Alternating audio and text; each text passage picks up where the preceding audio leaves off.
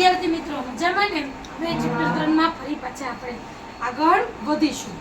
હવે છે મોઢેરાનું સૂર્ય મંદિર. હવે આપણે લાસ્ટ વિડિયોમાં વાત કરી હતી આપણે ઓડિશાના કોણાર્કનું સૂર્ય મંદિર. આજે વાત કરીશું આપણા મોઢેરાના સૂર્ય મંદિર. સૂર્ય મંદિર એટલે જે સૂર્યનું પ્રથમ કિરણો જે મંદિરમાં પડતું હોય ઈ.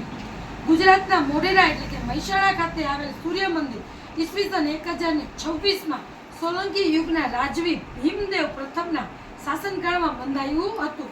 કોના શાસનકાળમાં બંધાયું હતું? ભીમદેવ પ્રથમના. આ મંદિરનું પૂર્વ દિશામાં આવેલ પ્રવેશદ્વાર એવી રીતે રચાયેલું છે કે સૂર્યનું પ્રથમ કિરણ મંદિરની છેક અંદર ગર્ભગૃહમાં રહેલી સૂર્ય પ્રતિમાના મુકુટની મધ્યમાં રહેલા મણિ પર પડતા સમગ્ર મંદિર પ્રકાશથી ઝળહળી ઉઠે અને સમગ્ર વાતાવરણમાં જાણે દિવ્યતા પ્રગટતી હોય એવું આપણને ફીલ થાય છે.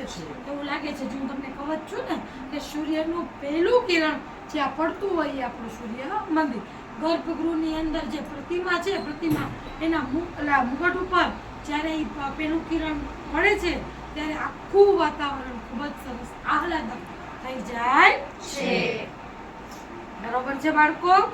ચાલો, આ મંદિરમાં સૂર્યની 12 વિવિધ મૂર્તિઓ અંકિત થયેલી આજે પણ જોઈ શકાય છે.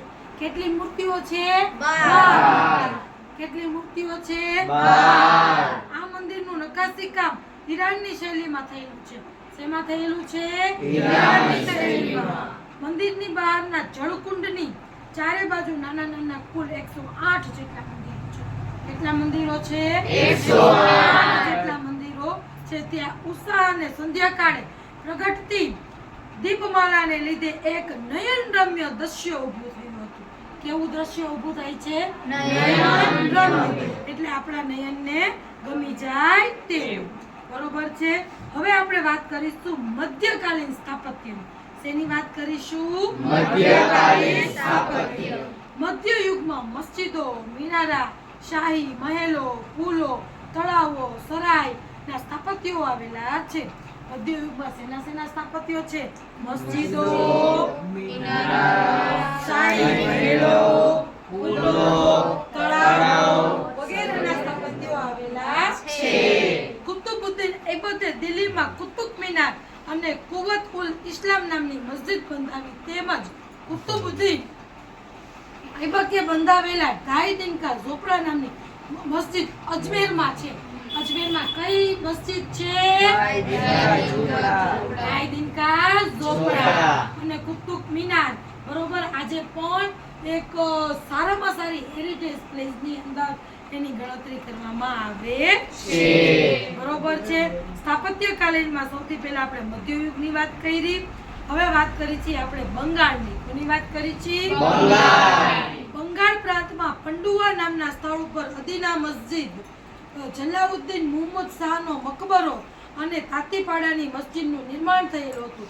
સ્થાપત્ય શૈલી આ પ્રાંતો પોતાની અલગ વિશિષ્ટ શૈલી વિકસાવી હતી. કેવી? પોતાની અલગ પ્રકારની વિશિષ્ટ શૈલી વિકસાવી હતી. હવે જોનપુરની વાત કરી છે. જોનપુરમાં તુર્કી સુલતાનોએ અટાલા મસ્જિદ બનાવી હતી. કઈ મસ્જિદ બનાવી હતી? કઈ મસ્જિદ બનાવી હતી? તેમાં ગુંબજની આસપાસ સુંદર કલાત્મક જાળી હતી. શું હતું? તેની દિવાલો અને છત ઉપર કમળ સહિત વિવિધ ભારતીય આકૃતિઓનું નિર્માણ કરવામાં આવ્યું. હવે માળવા. સુલતાનોના રક્ષણમાં માંડુની ઇમારતોની વિશિષ્ટ શૈલી જોવા મળે છે. ત્યાં અનેક મકબરાઓનું નિર્માણ થયેલું છે. આ ઇમારતોમાં વિશાળ અને પ્રભાવશાળી ગુંબજો અને બારીઓ ખૂબ નકશીદાર છે. તેમાં હોશંગા શાહનો મકબરો તો સંપૂર્ણ આરસથી સુશોભિત ભારતીય શૈલી છે. શેનાથી સુશોભિત કરવામાં આવ્યો? શેનાથી સુશોભિત કરવામાં આવ્યો છે?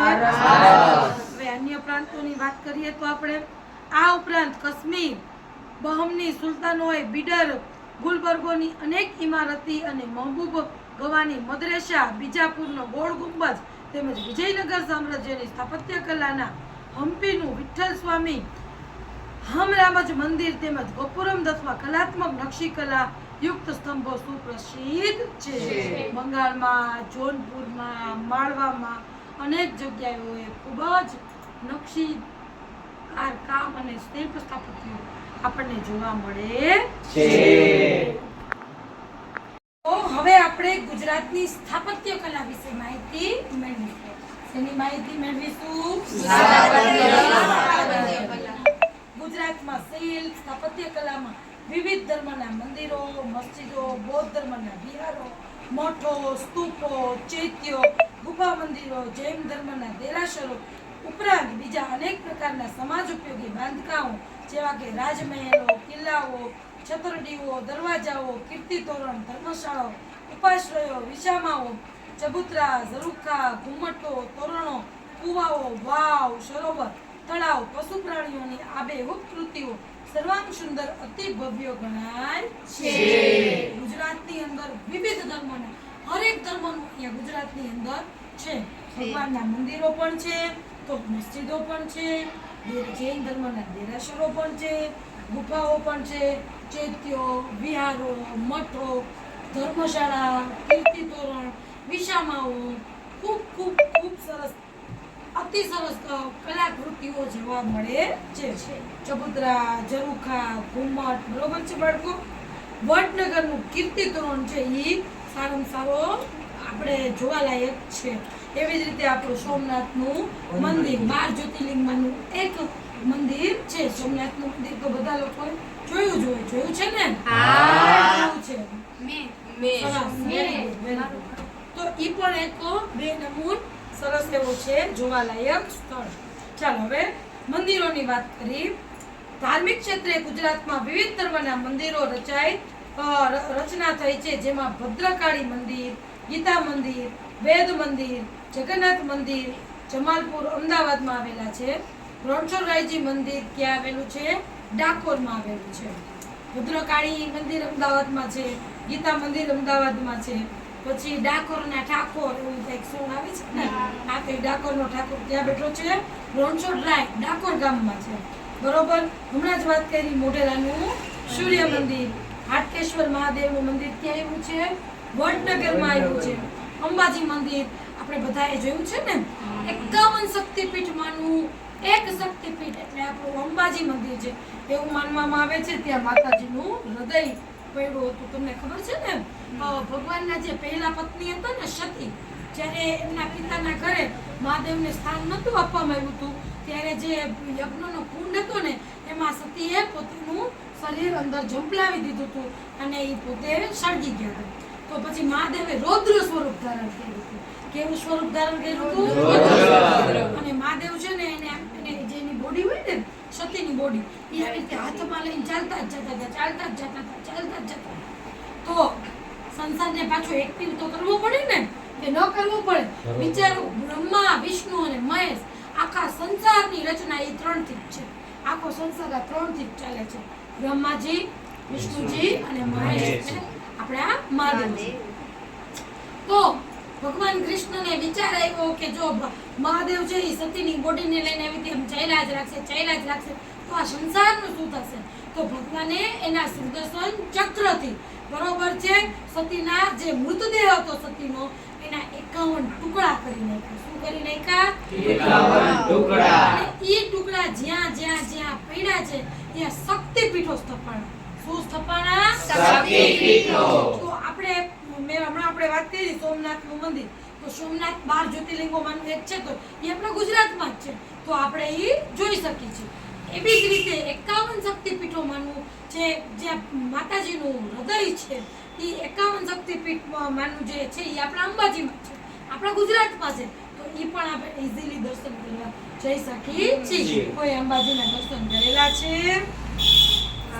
એક વ્યક્તિ, 2 વ્યક્તિ, 3 વ્યક્તિએ ગયેલા છે. Very good.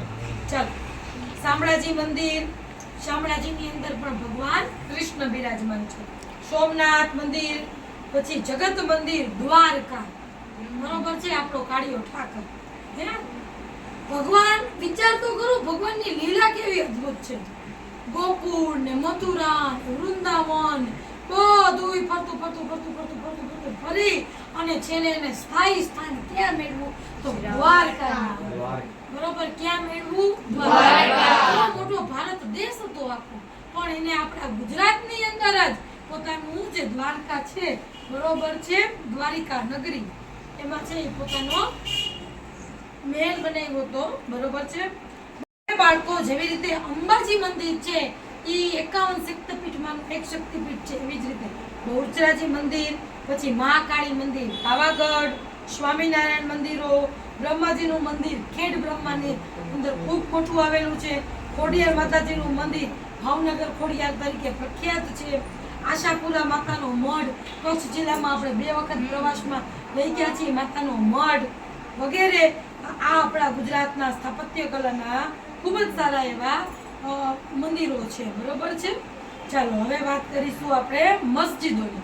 શેની વાત કરીશું? મસ્જિદોની. અમદાવાદમાં 3 દરવાજા નજીક જામા મસ્જિદ આવેલી છે. કઈ મસ્જિદ આવેલી છે? જામા મસ્જિદ. આ મસ્જિદ સુલતાન અહમદ શાહ પહેલાએ બંધાવી હતી ઈસવીસન 1424 ની સાલમાં. એમાં 260 સ્તંભ છે. કેટલા સ્તંભ છે? 260. અંદર ગુંબજોની રચના કરવામાં આવેલ હતી. બારીક કોતરણી વાળી સીધી સૈયદની જાળી. આપણે તારક મહેતા છે ને એમાં અમદાવાદ બતાવે ને એમાંય બતાવે છે, આખું સોંગ છે અમદાવાદનું, સીધી સૈયદની જાળી, બરોબર છે. તો આ આપણા બધાય 2 નમૂન છે સ્થાપત્ય કલાના નમૂનાઓ. સરખેજનો રોઝો, સુલતાન મિનારા, રાણી સિપ્રીની મસ્જિદ, બરોબર, મસ્જિદે નગીના નામે ઓળખાય છે. આ ઉપરાંત જામી મસ્જિદ, ચાંપાનેર અને ગુજરાતના મોટા શહેરોમાં મસ્જિદો આવેલી છે.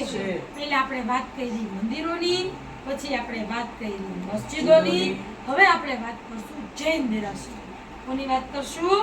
જૈન દેરાસરની. હઠીસિંહના જૈન દેરાસરો, કુંભારિયાજી, સંકલેશ્વર, સિદ્ધગીરી, શેત્રુંજયગીરી, પાલિતાણા વગેરે શિલ્પ સ્થાપત્ય અને કોતરણીની દ્રષ્ટિએ દાદ માંગેલી એટલે ખૂબ જ સરસ છે, બરોબર છે. હવે ગુજરાતની વાવની આપણે વાત કરીશું. અડાલજની વાવ, દાદા હરીની વાવ, બરોબર, રાણીની વાવ પાટણમાં, ડભોઈની વાવ ડભોઈમાં વગેરે સુંદર વાવ છે. અડાલજની વાવને તો હેરિટેજ પ્લેસ તરીકે પણ ગણતરી કરવામાં આવી છે. હેરિટેજ પ્લેસ એટલે શું કે જે વર્ષો જૂનું છે એ સ્થાપત્ય કલાના નમૂનાઓ છે એને હેરિટેજ, ઐતિહાસિક ગુજરાતી. પછી આપણા પાટણના પટોળા છે ને, પાટણના પટોળા સોંગ છે ને, છેલ્લા ચીરે મારી હાટું પાટણથી પટોળા મોંઘા લાવજો, એ છે ને બેઉ હોય, 2 સાઈડ વણાટ હોય, સીધું પણ પહેરી શકાય અને ઊંધું પણ પહેરી શકાય. હવે આ ચૂંદડી છે તો બધાને ખબર પડે કે આ સીધી છે, આમ કરીને હું પહેરું તો બધા એમ કે એ મેડમ આ ઊંધું પહેર્યું છે. તો પાટણનું પટોળું છે એ બેઉ સાઈડ એક જ સરખું હોય છે, આમ બી પહેરી શકાય અને આમ બી, બેવડી એકથી બનેલું હોય છે. આનું પણ હેરિટેજમાં ઐતિહાસિકમાં સામેલ કરવામાં આવ્યું છે. આ ઉપરાંત સ્થાપત્ય કલામાં ભદ્રોનો કિલ્લો, 3 દરવાજા, નગીનાવાડી, કાંકરિયા તળાવ જે અમદાવાદમાં આવેલું છે, રુદ્ર મહાલય જે સિદ્ધપુરમાં આવેલું છે, સહસ્ત્રલિંગ તળાવ જે પાટણમાં આવેલું છે. આનો પાઠ પણ તમારે 1 થી 8 ના પ્રાઇમરીમાં ભણવામાં આવ્યો છે, બરોબર છે. શામળસાની ચોરી, પછી તાનારીરી સમાધિ, કીર્તિતોરણ વડનગર, મુનસર તળાવ વિરમગામ, મલાવ તળાવ ધોળકા વગેરે સ્થાપત્ય કલાના ઉત્તમ નમૂનાઓ છે જે ગુજરાતની ગરિમાને ઉચ્ચ સ્થાન અપાવે છે. કેવું સ્થાન અપાવે છે? ઉચ્ચ સ્થાન. આજે ગુજરાત વિશ્વના નકશામાં શિલ્પ સ્થાપત્ય કલા, કારીગરી અને કોતરણીના ક્ષેત્રે તેજસ્વી તારલાની જેમ ઝળહળી ઉઠ્યું છે. તમે લોકો કંઈક સારું કરો છો, બરોબર છે, પરીક્ષામાં સારા માર્ક લેવા હોય છે, 6 માસિકની અંદર તો આપણે વિડીયો મૂકીએ છીએ ને મોડેલ સ્કૂલના, તેજસ્વી તારલા હોય, બરોબર છે. કંઈક સારું કર્યું હોય તો તમને એપ્રોચ કરવામાં આવે છે, તમારા વખાણ કરવામાં આવે છે, તમને મેડલ આપવામાં આવે છે. એવી જ રીતે આપણા ગુજરાતના જે મંદિરો, જે મસ્જિદો, જૈન દેરાસરો અને ગુજરાતની વાવો છે એ પણ આ કોતરણીના ક્ષેત્રે, સ્થાપત્યના ક્ષેત્રે તેજસ્વી તારલાની જેમ ઝળહળી ઉઠ્યું છે.